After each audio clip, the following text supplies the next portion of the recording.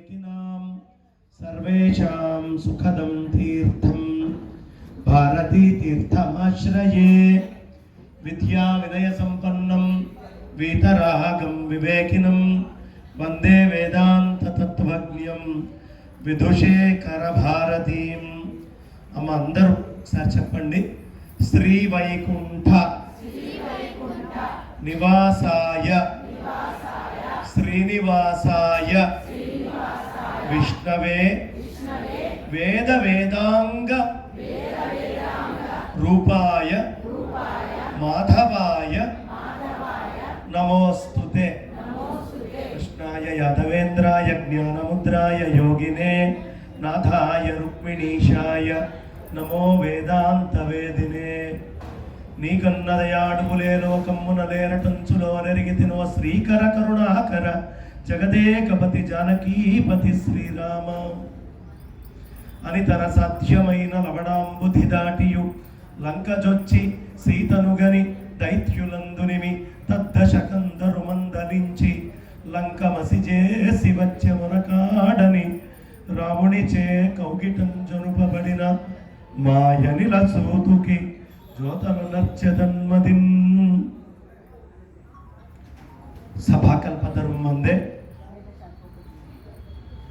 నిన్ననే ధనుర్మాసం సందర్భంగా రాజమండ్రి నాయకంపల్లిలో ఆ మంచులో ఉదయాన్నే బాగా తిరిగి భగవన్ నామస్మరణం చేసుకుంటూ ఉపన్యాసం చెప్పి ఆ తర్వాత వరుసగా ఉపన్యాసాల్లో ఉండి ప్రపంచ తెలుగు మహాసభలకి అక్కడ హాజరై తిరిగి వచ్చేటప్పటికి రాత్రి 12 అయింది. ఒక 10 రోజుల నుంచి ఒకే ఊళ్ళో ఒక 24 గంటలు లేను నేను వరుసగా అలా తిరుగుతూ ఉన్నాను. అందుకని కొంచెం గొంతుకి కాస్త ఇబ్బంది వచ్చింది. అయినప్పటికీ మన వేదిక మన సువర్ణ భారతి గోశాలలో అద్భుతమైనటువంటి సంక్రాంతి సంబరాలు, సంక్రాంతి వనంలో క్రాంతి సుమపదంలో సుమలక్షణ సమీరంలా భాషించాలి. ఆ సంకురమయ్యే అనుగ్రహం మనందరికీ ఉండాలి అని మనస్ఫూర్తిగా కోరుకుంటూ, సంక్రాంతి అంటే మన జనవరి 1 రాగానే యువతంతా వెళ్ళారు, రాత్రిళ్ళు తిరిగారు, బ్రహ్మాండంగా పండగ చేసుకున్నారు, కేకులు కత్తిరించారు, సీసాలు తాగారు, పగలగొట్టారు, రకరకాల పనులు చేశారు. ఏమిటయ్యా జనవరి 1 ప్రత్యేకత? ఏం లేదండి, 31 వెళ్ళాక ఒకటి వస్తుంది, అంతకంటే ఏం ప్రత్యేకత లేదు. New year. ఎలా న్యూ ఇయర్? దానికి ఒక హేతుబద్ధత ఏమైనా ఉందా? చెప్పలేము. కానీ మన పంచాంగం అలా కాదు, చాలా గొప్పది మన పంచాంగం. ధనుర్మాసం, మకర సంక్రమణం, మకర సంక్రాంతి అంటాం. సూర్యనారాయణ మూర్తి ఆకాశంలో దక్షిణాయనం ఉత్తరాయణం అని ఉయ్యాలలాగా ఇలా ఊగుతూ ఉంటాడు. ఈ ఊగేటప్పుడు ఉయ్యాల ఊగుతున్నప్పుడు 12 పొజిషన్లు లెక్కేసుకుంటారు. ఈ ఊగేటటువంటిది మొత్తము తిరిగితే 108 డిగ్రీలు, కానీ ఆయన 12 డిగ్రీలే తిరుగుతున్నాడు. నవగ్రహాలు 12 108 కింద లెక్కేసుకున్నారు. ఈ నవగ్రహాల యొక్క లెక్క 12 9లు 108. ఈ 108లో సూర్యనారాయణ మూర్తి మేషరాశిలో ఉంటే నెల రోజులు మేష సంక్రమణం, వృషభంలో ఉన్నప్పుడు వృషభ సంక్రమణం. అట్లా సూర్యనారాయణ మూర్తి యొక్క ఈ 12 సంచారాన్ని 12 రాసులలో సంచారంగా చెప్తారు. దీనినే నాసా వాళ్ళు 1950లో నాసా అనే సంస్థ వచ్చింది. 1650లో గెలీలియో అనే ఆయన ఒక టెలిస్కోప్ని కనుక్కున్నారు. యూనివర్స్ ఎక్స్పాన్షన్ థియరీని హబ్బెల్ గారు, లైట్ ప్రాపగేషన్ థియరీని, అదేవిధంగా యాటమ్ డివిజన్ థియరీని, ఇవన్నీ 19-20 శతాబ్దాల్లో కనుక్కున్నారు. కానీ మన రుచులు ఎంత గొప్పవాళ్ళో చూడండి, మన పంచాంగం ఎంత గొప్పదో చూడండి. ఏమిటి ఇంగ్లీష్ క్యాలెండర్కి పంచాంగానికి ఉన్న తేడా? అమ్మా మనము పంచాంగంలో ఇవాళ పూర్ణిమ అంటాం. పూర్ణిమ అంటే ఆకాశంలో ఏం జరుగుతుందమ్మా? చంద్రుడు నిండుగా కనిపిస్తున్నాడా లేదా? అమావాస్య చంద్రుడు లేకుండా ఉన్నాడా లేడా? ఈ చంద్రుడు ఒక్క కళ పెంచితే పాఠ్యం. అమావాస్య తర్వాత దాన్నే శుక్ల పాఠ్యమి అంటారు. అలా అలా అలా ఒక్కొక్క కళ పెరుగుతూ వచ్చే 15ని శుక్లపక్షము అన్నారు. మళ్ళీ పౌర్ణమి నుంచి ఒక్కొక్క కళ తగ్గుతూ వచ్చేటటువంటి దాన్ని కృష్ణపక్షం, అమావాస్య. అంటే మన పంచాంగానికి ఆకాశంలో జరిగే అద్భుతానికి సంబంధం ఉందా? కానీ డిసెంబర్ 31, జనవరి 1 చెప్పండి, నాకు ఏం తేడా ఉంటుందో? ఏమీ లేదు. ఇలా ధనుర్మాసాన్ని మనకి చెప్పారు. ఈ ధనుర్మాసంలో ఉండే విశిష్టతని మనకి చెప్పారు, ఏం జరుగుతుందో చెప్పారు. అదేవిధంగా మకర సంక్రమణం వచ్చేటప్పుడు, సంక్రాంతి మకర రాశిలోకి వచ్చినప్పుడు ప్రకృతికి మన పంచాంగానికి చాలా సంబంధం ఉందమ్మా. శిల్పిక ఒకసారి నాతో ఇంటర్వ్యూ చేసేటప్పుడు మకర సంక్రమణం సంక్రాంతి విశేషాన్ని చెప్పండి అని అడిగింది. అప్పుడు చెప్పాను, శివగంగా అనే ఓ పర్వతం ఉందయ్యా బెంగళూరుకి దగ్గర, అటు మైసూరు వెళ్ళే వైపు ఉంటుంది. ఆ పర్వతం మీద అది చాలా అద్భుతంగా ఉంటుంది. ఒక్కొక్క వైపు, ఒకవైపు వినాయకుడు కనిపిస్తే, ఒకవైపు నాగా, ఒకవైపు శివుడి త్రిశూలం, ఇంకో పక్కన అలా రకరకాలుగా కనిపిస్తుంది. ఈ కొండ మీద ఒక శివలింగం ఉంటుంది. ఎవరైనా నెయ్యితోటి పూజ చేస్తే ఆ నెయ్యి మొత్తం వెన్నగా మారిపోతుంది. సృష్టిలో ఇంకెక్కడా నెయ్యి వెన్నగా మారడం అనేది చూడం. ఈ రోజుకి నేతిని వెన్నగా మార్చేటటువంటి లింగం మనకి శివగంగ మీద ఉంది. అదేవిధంగా అక్కడ ఒక బావి ఉంటుంది. మన పంచాంగంలో మకర రాశిలోకి సూర్యనారాయణమూర్తి ప్రవేశించాడు మకర సంక్రాంతి అని చెప్పంగానే ఆ బావిలో 40 ఔన్సుల నీళ్లు అప్పటికప్పుడు ఊరుతాయి. ఇంకెప్పుడు ఊరబమ్మ. సంవత్సరం మొత్తంలో మన పంచాంగంలో మకర రాశిలోకి సూర్యనారాయణమూర్తి వచ్చాడంటే ఆ అద్భుతంగా పొంగొస్తుంది. ఆ కొండ మీద ఎన్ని విశేషాలు, 1-2 కాదు. మనకి ఎండాకాలం ఎంత ఎండ వస్తే ఆ కొండ మీద ఉన్న బావిలో నీళ్లు అంత పైకి వస్తాయి, ఇలా ముచ్చుకొని నీళ్లు తాగొచ్చు. వర్షాకాలంలో ఎంత వర్షం పడుతుందో నీళ్ళు అంత లోపలికి వెళ్ళిపోతూ ఉంటాయి. ఎక్కడైనా ఈ వింతలు చూస్తామమ్మా. ఇవన్నీ మన పంచాంగంలో ఏం చెప్పబడ్డాయో అలా జరుగుతుంది. ఈ సమయంలో పతంగులు ఎగరేస్తాం మనం. పతంగు ఎందుకు ఎగరేస్తామమ్మా? అరే నాన్న పిల్లవాడా, భూమి మీద కాదురా నువ్వు చూడాల్సింది, ఆకాశంలో గ్రహాలు ఇలా సంచరిస్తున్నాయి, నీ దృష్టి ఆకాశం వైపు కూడా ఉండాలి. ఆ ఆకాశంలో గమనమయ్యేటటువంటి యొక్క ఆ సూత్రాన్ని నువ్వు చేతిలో పట్టుకో, దాన్నే పంచాంగంలో నీకు లభిస్తుంది అని పతంగులు ఎగిరేయటము అనేటటువంటి సంప్రదాయాన్ని మనకు ఏర్పాటు చేశారు. ఈ పెద్ద పండగ ఏమిటయ్యా అంటే భూమిని పూజిస్తాం. ఎలా భూమిని పూజిస్తాం? చక్కగా తీసుకొని వచ్చి ఓషధులతో కూడినటువంటి బియ్య పిండి, దాని మీద వచ్చిన వరికంకుల్ని అలా పిండితోటి మిగ్గు వేస్తాం. బియ్య పిండి ముక్కెందుకు వేస్తాం? ప్రతి ఇంట్లో ఇవాటి నుంచి బియ్య పిండి ముగ్గేయాలండి. బియ్య పిండి ముగ్గు వేసేటటువంటి ఇంట్లో వాళ్ళకి ఒకళ్ళకొకళ్ళకు ఉండే రుణాలు అభివృద్ధి చెందుతాయి. మా పనమ్మాయి ముగ్గేసింది, మా పనమ్మాయి ముగ్గేసింది అని చెప్పకూడదు. ఇంట్లో ఆడవాళ్ళు ఎవరున్నారో వాళ్ళు వెళ్ళి ఈ బియ్య పిండి ముగ్గు వేస్తే ఉదయాన్నే చీమలు వచ్చి బియ్య పిండి అన్నీ కూడా అక్కడ తినటం జరుగుతుంది. తద్వారా భూత దయ, ఆ ఇంట్లో ఉండే మగవాళ్ళు పిల్లలు ఇంట్లో నుంచి బయటికి వెళ్తే ఏ అనర్థం కాకుండా ఉదయాన్నే మనం వేసినటువంటి ముగ్గు కుటుంబాన్ని మనల్ని కాపాడుతుంది. పనమ్మ వేస్తే కాపాడుతుంది. ఈ ఇంట్లో ఉన్నవాడు బాగుండాలి అంటే ఆ ఇంట్లో సంబంధం ఉన్నవాళ్ళు ఆ ముగ్గుని వేయాలి. ఖచ్చితంగా అంత ముగ్గైనా సరే మిగతా అంతా పనమ్మాయి వేయనివ్వండి. తెల్లవారుజామునే భూత దయతోటి మొదలు పెట్టాలి. ఇంట్లో మగవాడు ఇంట్లో నుంచి బయటికి వెళ్లే ముందు, ఇంట్లో పిల్లలు ఇంట్లో నుంచి బయటికి వెళ్లే ముందే అక్కడ భూత దయ జరగాలి. అని మన పెద్దలు చెప్తారు. ఇది భూమిని అర్చించుకోవడం. ఇక కల్లాపు జల్లి నీళ్లు తీసుకొని ఆ ఔషధీమయమైనటువంటి గోమయంతో నీళ్ళని చేస్తాం. ఈ భూమిని పూజిస్తే మూలాధార చక్రాన్ని మనం పూజించినట్టు మన శరీరంలో. మూలాధార చక్రం. మా రైతు వెంకటరెడ్డి గారు ఉన్నారు. వెంకటరెడ్డి గారు ఏం చేస్తున్నారు? భూమి మీద వారు చేసేటటువంటి అర్చన మొత్తం మూలాధార చక్రాన్ని అర్చించడం. ఎవరో కాదు, రైతు. అక్కడ లేకపోతే ఏమీ లేదు. గణపతి ఎక్కడున్నాడయ్యా? రైతుల దగ్గర ఉన్నాడు.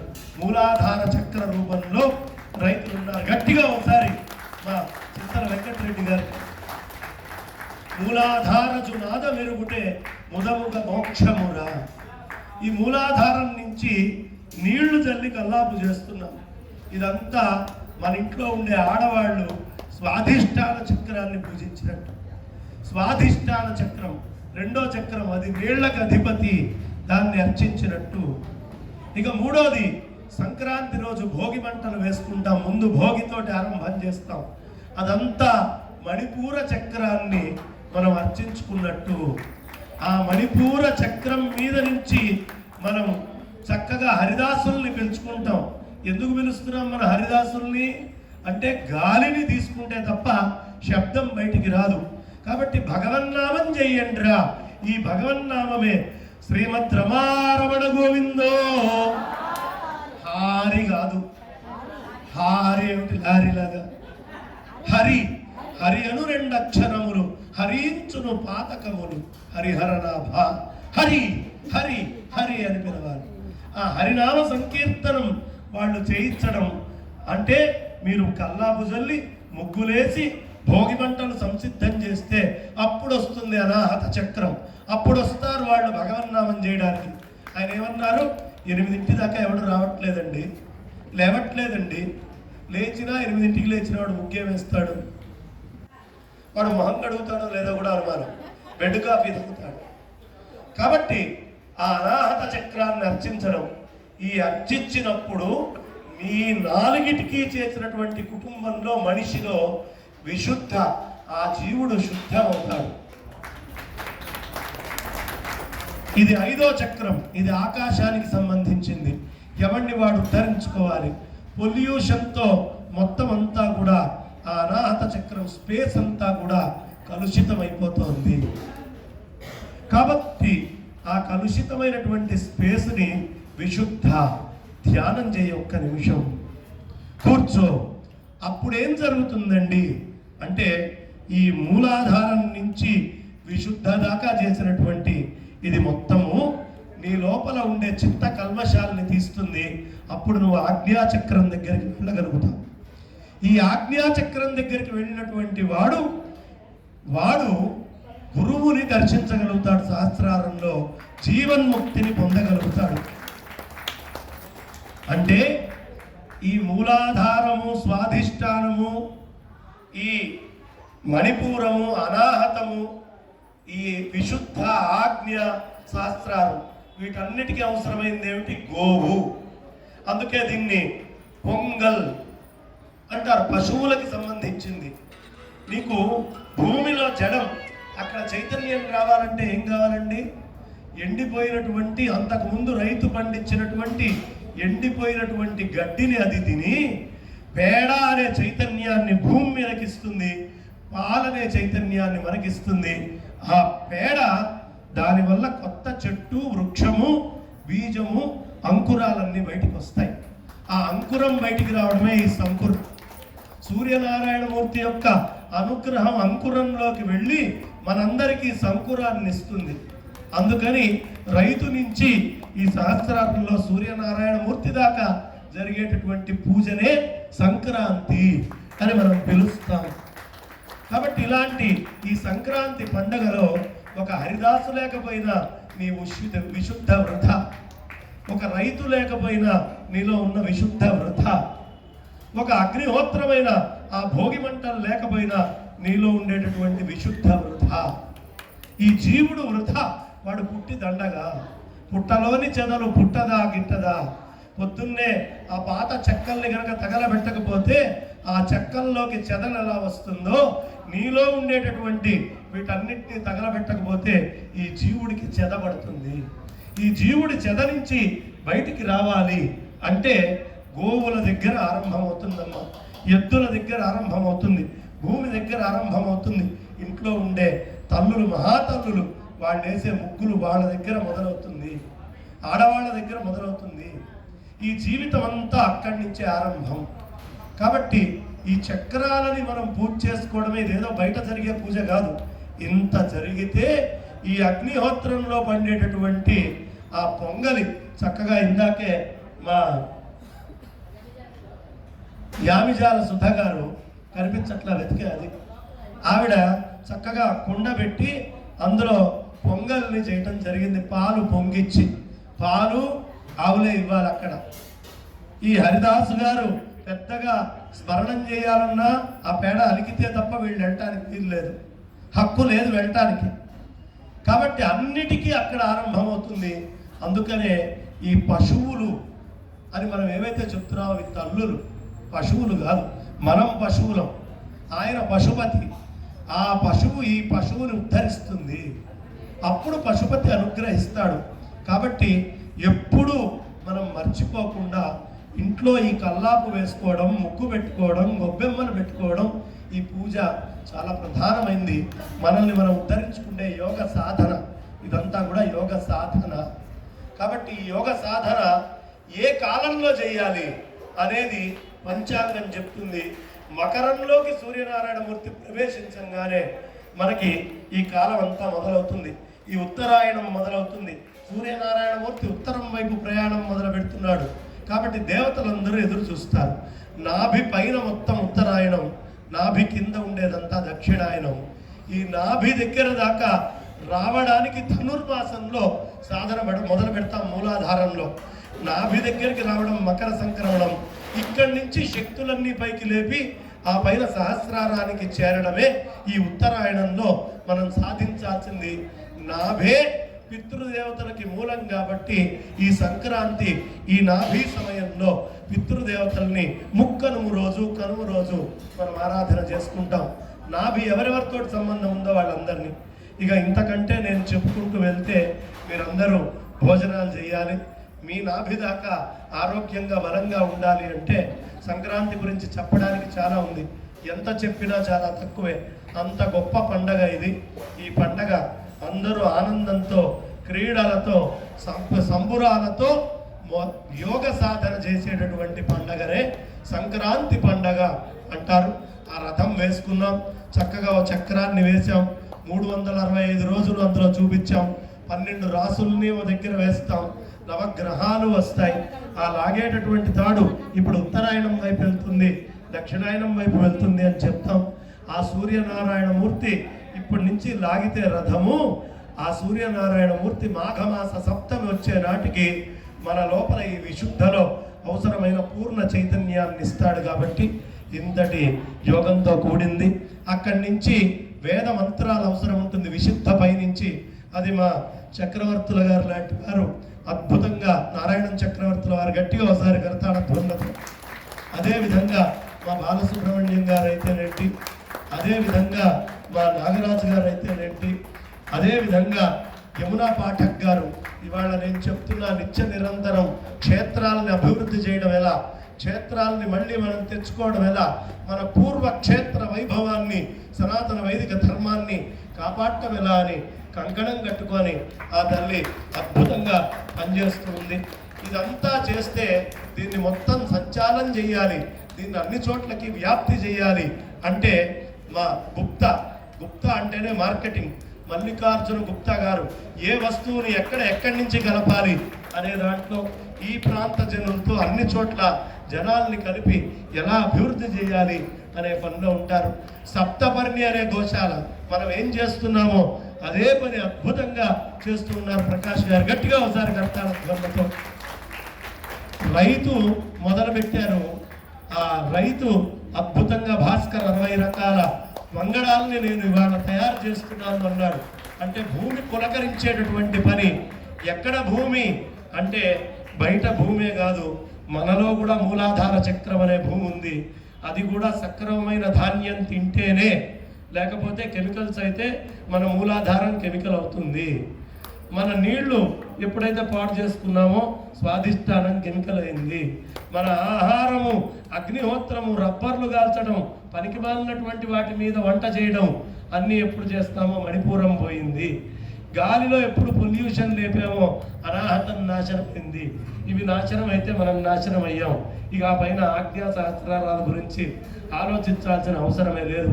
కాబట్టి ఇలాంటి అద్భుతమైనటువంటి కార్యక్రమం భాస్కర్కి కూడా గట్టిగా ఒకసారి కరతాళధ్వనులు. ఇంత చక్కగా ఈ సభలో మా అనంత లక్ష్మమ్మ గారు అద్భుతంగా వారి యొక్క ఉపన్యాసాన్ని అందించి చాలా సహకరించారు. మా శిల్పికకి అనేక విధాలుగా సహకరించినటువంటి వారు.